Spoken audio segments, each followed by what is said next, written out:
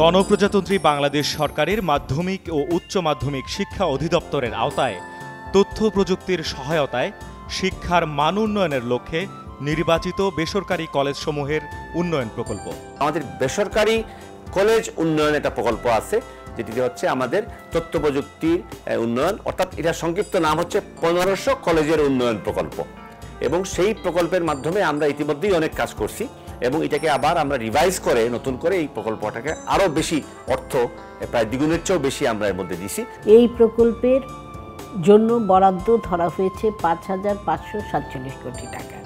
তো সুতরাং এটি আমাদের জিওবি প্রকল্পের সবচেয়ে বড় প্রকল্প।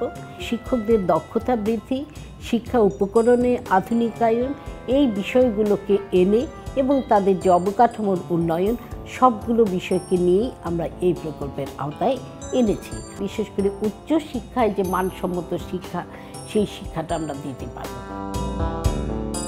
এই প্রকল্পের আওতায় নির্বাচিত 1500 কলেজের ভবন নির্মাণ, আসবাবপত্র সরবরাহ, 4500 জন কলেজ শিক্ষককে প্রশিক্ষণ এবং কম্পিউটার ল্যাব ও মাল্টিমিডিয়া ক্লাসরুম সহ অত্যাধুনিক বিভিন্ন সুবিধা যুক্ত করা হয়েছে।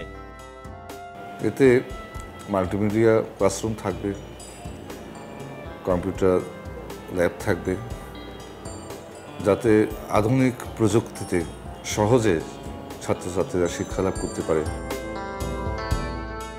র্যাম্পের ব্যবস্থা আছে, এখানে ঢাকা সিটি কর্পোরেশনের লিফটের ব্যবস্থা আছে, সুপেয় পানির ব্যবস্থা আছে। এই সব কলেজগুলোতে 17টি মাল্টিমিডিয়া ক্লাসরুম আছে, একটি কম্পিউটার ল্যাব আছে। শিক্ষা প্রকৌশল অধিদপ্তর নিরলসভাবে মাঠ পর্যায়ে এবং প্রধান কার্যালয়েও কাজ করে যাচ্ছে। প্রকল্পটি বাস্তবায়নের মাধ্যমে বেসরকারি কলেজগুলোতেও শিক্ষার মান উন্নয়নের পাশাপাশি ডিজিটাল বাংলাদেশ বিনির্মাণে আরও এক ধাপ এগিয়ে যাবে বাংলাদেশ। গণপ্রজাতন্ত্রী বাংলাদেশ সরকারের শিক্ষা মন্ত্রণালয় কর্তৃক তথ্য প্রযুক্তির সহায়তায় শিক্ষার মান উন্নয়নের লক্ষ্যে নির্বাচিত বেসরকারি কলেজসমূহের উন্নয়ন প্রকল্পটি 2012 সনে জুলাই মাসে গ্রহণ করা হয়। মাননীয় শিক্ষামন্ত্রী জনাব নুরুল ইসলাম নাহিদ এমপি মহোদয়ের সরাসরি তত্ত্বাবধানে এই প্রকল্পটির কাজ পরিচালিত হচ্ছে। প্রকল্পটির উদ্দেশ্য হল কলেজসমূহের ভৌত সুবিধাদি এবং শিক্ষা উপকরণ সরবরাহ করে শিক্ষার গুণগত মান উন্নয়নের মাধ্যমে ডিজিটাল বাংলাদেশ গড়ার লক্ষ্য অর্জন করা। প্রকল্পটি সুষ্ঠুভাবে বাস্তবায়িত হলে 5,23,000 ছাত্রছাত্রী সরাসরি উপকৃত।